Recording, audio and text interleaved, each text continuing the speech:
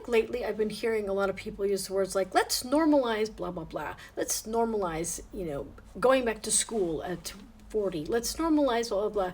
The thing is, like, I mean, can we stop this? Why are we trying so hard to be normal? I mean, let's not. Let's think about the current normal and ask ourselves, okay, is anything very positive about, the normal status quo? I would say not. There's nothing wrong with being unique and individual. And if anything, that state of authenticity, of being, 100% authentic, is what we should try to aspire to, not being normal or normalizing, different things in our lives. I mean, if you think about it, the current norm is being overworked, undervalued, being overstressed, underappreciated. I mean, trying to fit yourself into a little box so that you can get approval or not be criticized or whatever. That's just honestly exhausting. And I don't think that we should normalize that at all. That should not be what we're striving for. So, I mean, here's what really matters. Authenticity. Being able to show up as yourself. And guess what? Not everybody is going to like it. There's always going to be people who don't like you, or who think you're cringe, or who don't, maybe they think you're extra. Whatever it is, I mean, like, we can't please everybody all of the time. And if we live our lives so, fearful and terrified of what everybody thinks about us, we're not going to be able to do anything that we want to do. And the thing is that especially when it comes to goals and stuff in your life, the reality is not everybody's going to cheer for you. And that's a really hard thing to learn. And the other thing is, like, the higher that you climb, the more exposure that you get, the more that you accomplish, you're going to have people that are not okay with that, because also it reminds them that you're trying to reach something that probably they wanted to do themselves, or they saw you be able to take the risk and have the courage to change things in their life that they didn't have. There's a really good quote that says that those who abandon their dreams will discourage yours. And that can apply to so many different things, whether you wanted to start the YouTube channel, or you wanted to, I don't know, become a content creator, or you wanted to write a book, or you wanted to do a side hustle. Unfortunately, not everybody's going to think it's a great idea. And if you really want something in life, you have to be okay with that and not being liked and supported, unfortunately. And the thing is that the more new things you try, the more people might label you, they might not like it or whatever. But you know what? Like, it's not their life. It's your life. And why would you sacrifice what you want in life to keep everybody else happy? And the thing is like, I mean, if you think about it, a lot of content creators never even told anybody when they started, because they were afraid that they would be, labeled or whatever.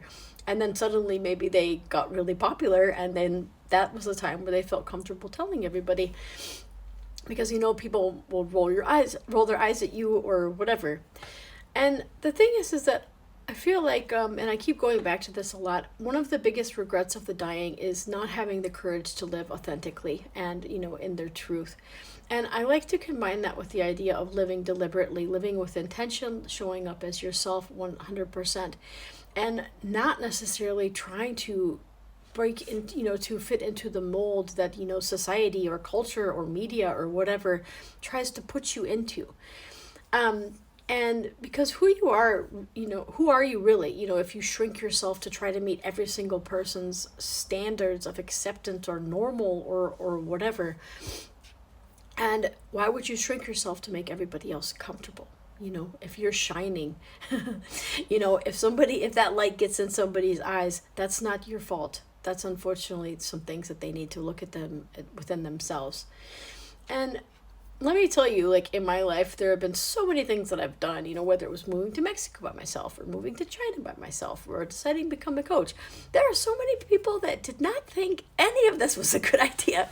And you have to be okay with that. Because if you really want something and you really believe in yourself, your own conviction has to be enough sometimes.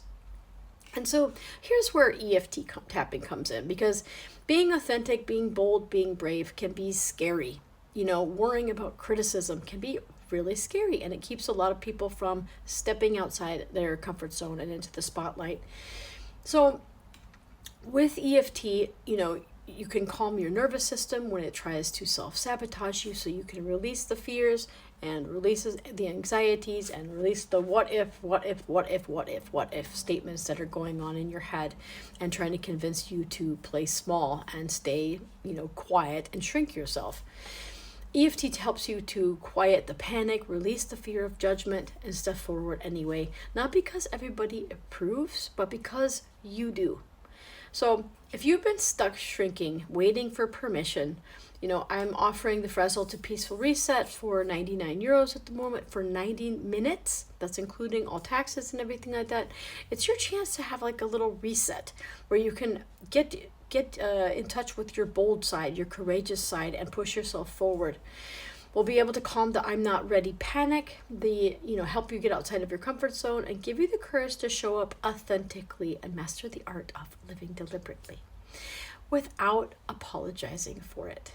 So go ahead and click the link below, and I hope that I can see you soon.